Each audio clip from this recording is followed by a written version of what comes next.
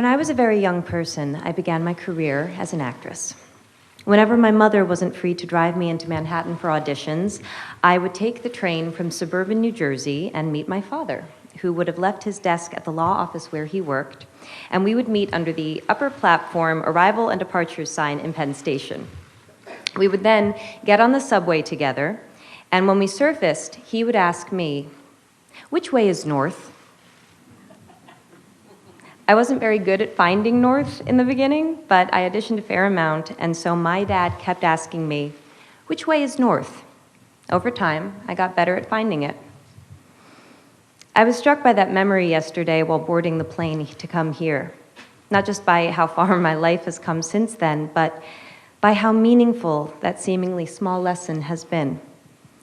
When I was still a child, my father developed my sense of direction, and now, as an adult, I trust my ability to navigate space. My father helped give me the confidence to guide myself through the world. In late March last year, 2016, I became a parent for the first time. I remember the indescribable and, as I understand it, pretty universal experience of holding my week-old son and feeling my priorities change on a cellular level. I remember I experienced a shift in consciousness that gave me the ability to maintain my love of career and also cherish something else, someone else, so much, much more. Like so many parents, I wondered how I was going to balance my work with my new role as parent, and in that moment, I remember that the statistic for the US's policy on maternity leave flashed in my mind. American women are currently entitled to 12 weeks unpaid leave. American men are entitled to nothing. That information landed differently for me when 1 week after my son's birth, I could barely walk. That information landed differently when I was getting to know a human who was completely dependent on my husband and I for everything, when I was dependent on my husband for most things, and when we were relearning everything we thought we knew about our family and our relationship. It landed differently. Somehow, we and every American parent were expected to be back to normal in under 3 months. Without income? I remember thinking to myself, if the practical reality of pregnancy is another mouth to feed in your home, and America is a country where most people are living paycheck to paycheck, how does 12 weeks unpaid leave economically work? The truth is, for too many people, it doesn't. 1 in 4 American women go back to work 2 weeks after giving birth because they can't afford to take off any more time than that. That's 25% of American women.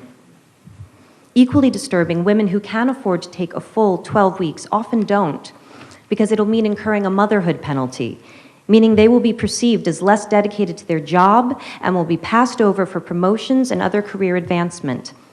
In my own household, my mother had to choose between a career and raising 3 children, a choice that left her unpaid and underappreciated as a homemaker, because there just wasn't support for both paths. The memory of being in the city with my dad is a particularly meaningful one, since he was the sole breadwinner in our house, and my brothers and my time with him was always limited by how much he had to work. And we were an incredibly privileged family. Our hardships were the stuff of other families' dreams. The deeper into the issue of paid parental leave I go, the clearer I see the connection between persisting barriers to women's full equality and empowerment and the need to redefine and in some cases destigmatize men's roles as caregivers. In other words, thank you.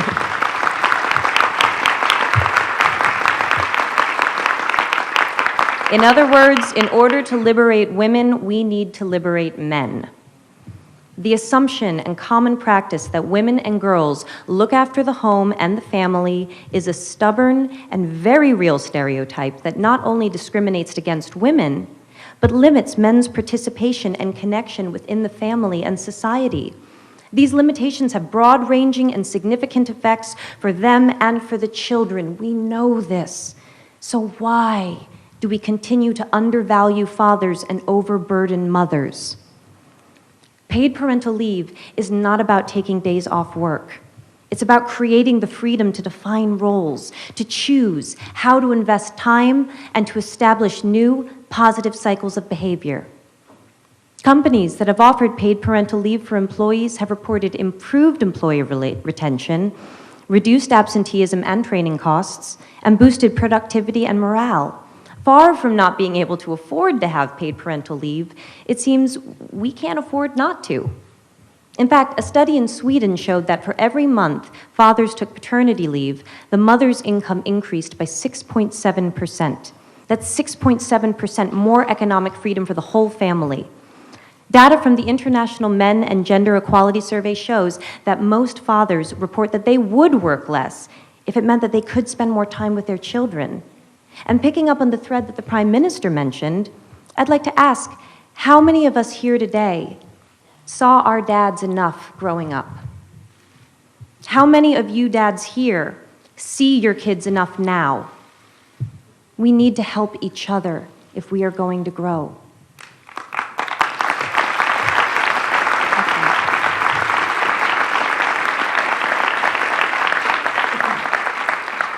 Along with UN Women, I am issuing a call to action for countries, companies, and institutions globally to step up and become champions for paid parental leave. In 2013, provisions for paid parental leave were in only 66 countries out of 190 UN member states. I look forward to beginning with the UN itself, which has not yet achieved parity, and whose paid parental leave policies are currently up for review. Oh, you're going to see a lot of me. Let us lead by example in creating a world in which women and men are not economically punished for wanting to be parents.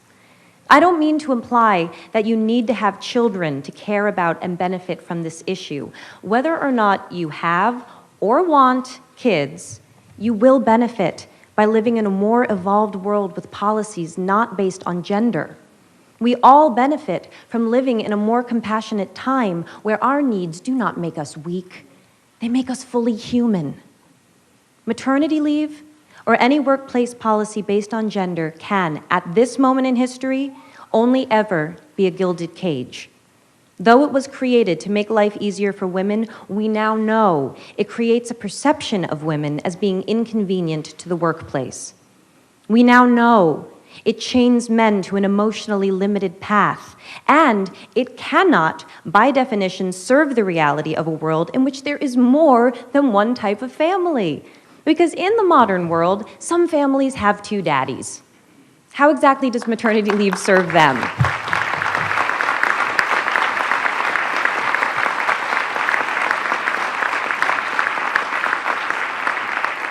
Today, on International Women's Day, I would like to thank all of those who went before in creating our current policies.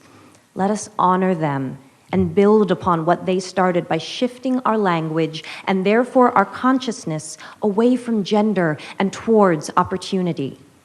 Let us honor our own parents' sacrifice by creating a path for a more fair, farther-reaching truth to define all of our lives, especially the lives of our children.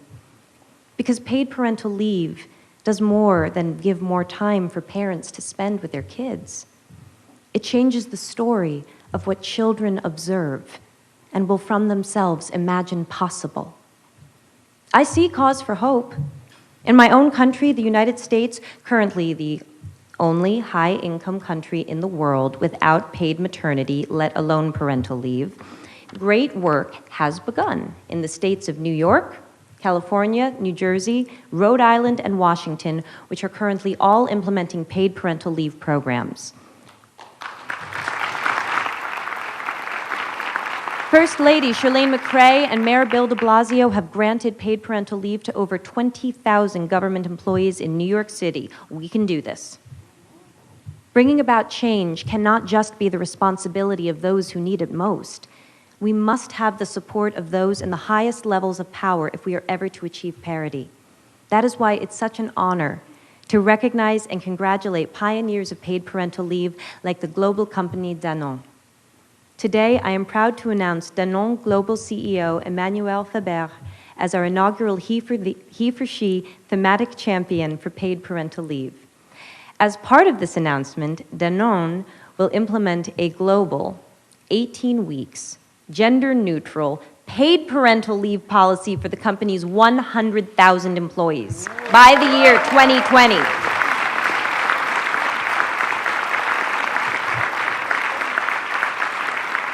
Monsieur Faber, when Ambassador Emma Watson delivered her now iconic He for She speech and stated that if we live in a world where men occupy a majority of positions of power, we need men to believe in the necessity of change, I believe she was speaking about visionaries like you.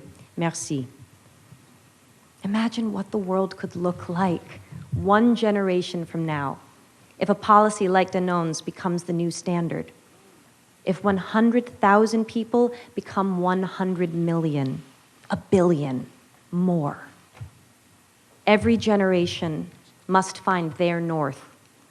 When women around the world demanded the right to vote, we took a fundamental step towards equality. North. When same-sex marriage was passed in the US, we put an end to a discriminatory law. North. When millions of men and boys and prime ministers and deputy directors of the UN, the president of the General Assembly, that's what happens when I go off script. When men, like the men in this room and around the world, the ones we cannot see, the ones who support us in ways we cannot know but we feel, when they answered Emma Watson's call to be he for she, the world grew. North. We must ask ourselves, how will we be more tomorrow than we are today? The whole world grows when people like you and me take a stand because we know that beyond the idea of how men and women are different, there is a deeper truth, that love is love and parents are parents. Thank you.